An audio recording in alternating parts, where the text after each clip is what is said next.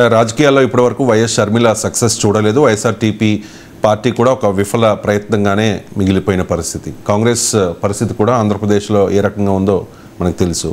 So ఇద్దరు కూడా అంటే కష్టకాలంలో ఉన్న పార్టీ, ఇప్పటివరకు సక్సెస్ చూడని షర్మిల, ఈ కాంబినేషన్ ఎలా ఉండబోతుంది? అంటే ఒక నాయకుడు ఒక నాయకురాలు పార్టీ భవిష్యత్తును పూర్తిగా మారుస్తారనుకుంటే పొరపాటు. బట్ డెఫినెట్గా ఒక కీలక పాత్ర పోషిస్తారు, అనుమానం లేదు. ఎందుకంటే కాంగ్రెస్ పార్టీలో ఇప్పుడు ఉన్న నాయకులు కూడా కొంతమంది వెళ్ళిపోతారని కూడా వార్తలు వస్తున్నాయి.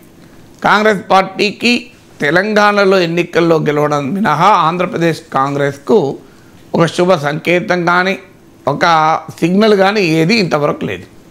సో ఏకైక సిగ్నల్ ఏంటంటే తెలంగాణలో గెలవడం ఆంధ్రప్రదేశ్లో కాంగ్రెస్కు ఒక మొరాల్ బూస్టర్గా పనిచేసింది. తెలంగాణలో రేవంత్ రెడ్డి ఎమర్జీ కావడం కాంగ్రెస్ పార్టీ గెలుపు కారణమైంది. కానీ కాంగ్రెస్ పార్టీకి క్షేత్రస్థాయిలో బలం లేకపోతే రేవంత్ రెడ్డి నాయకత్వం వల్ల గెలిచేది కాదు. ఆ మాటకైతే రేవంత్ రెడ్డి కాంగ్రెస్లో చేరేవారు కాదు. రేవంత్ రెడ్డి కాంగ్రెస్లో ఎందుకు చేరాడు?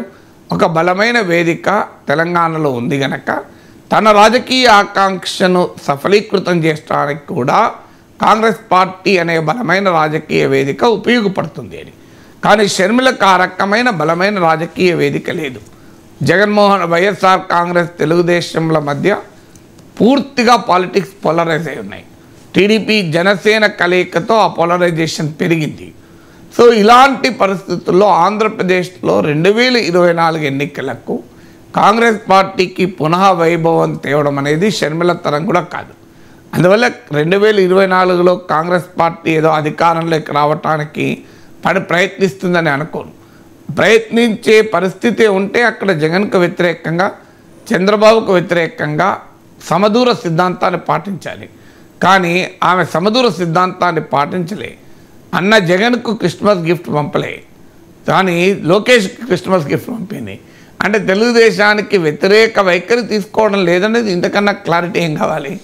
అందువల్ల వైసీపీ టీడీపీలతో రెండిని వ్యతిరేకించే పోరాట రాజకీయ వ్యూహాన్ని ఆమె అనుసరించలేదు. అందువల్ల ఇమీడియట్ రాజకీయ ఫ్యూచర్లో కాంగ్రెస్ పార్టీ వైసీపీ టీడీపీలను ఎదుర్కొని థర్డ్ ఫోర్స్గా ఎమర్జ్ కావాలనే ప్రయత్నంలో లేదు, ఆ భ్రమంలో కూడా లేదు. అందువల్ల బహుశా ఒకవేళ బీజేపీ టీడీపీతో కలవకపోతే కాంగ్రెస్ పార్టీ కూడా తెలుగుదేశం జనసేన కూటమిలో చేరే అవకాశమే ఎక్కువ కనబడుతుంది. దానికి సంకేతమే లోకేష్ టీడీపీ నాయకుల పట్ల షర్మిల వ్యక్తం చేసిన జెస్చర్.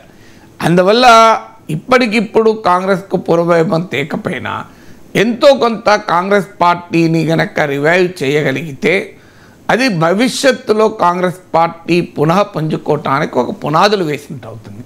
ఇమీడియట్గా ఎవరికి లాభం అంటే తెలుగుదేశానికి లాభం, జగన్మోహన్ రెడ్డికి నష్టం. ఎందుకంటే వైఎస్ షర్మిల తీసుకునే ఓటు జగన్మోహన్ రెడ్డి ఓటే, వేరే ఓటు కాదు.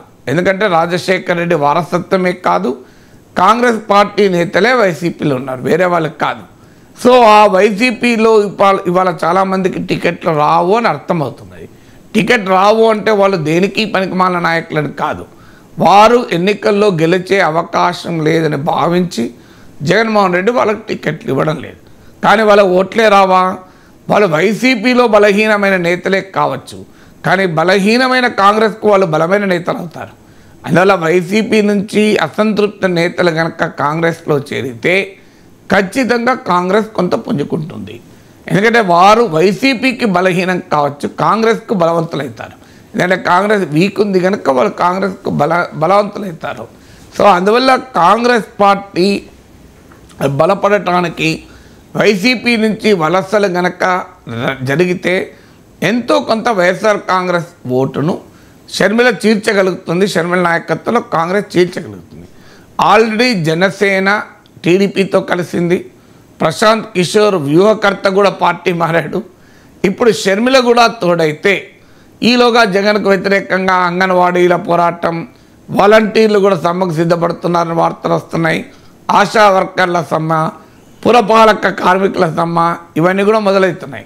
సో ఇవన్నిటి యొక్క క్యూములేటివ్ ఎఫెక్ట్ అంటే జనసేన టీడీపీ కలవడం, కాంగ్రెస్కు షర్మిల నాయకత్వం వహించడం, వైసీపీలో అసంతృప్తుల సంఖ్య పెరగడం, ప్రశాంత్ కిషోర్ వ్యూహకర్త పార్టీ మారడం, వివిధ వర్గాల ప్రజలు ప్రభుత్వానికి వ్యతిరేకంగా పోరాడడం, ఇవన్నీ వెరసి వైసీపీకి సవాల్గా మారే అవకాశాన్ని మాత్రం కొట్టిపారేలేము.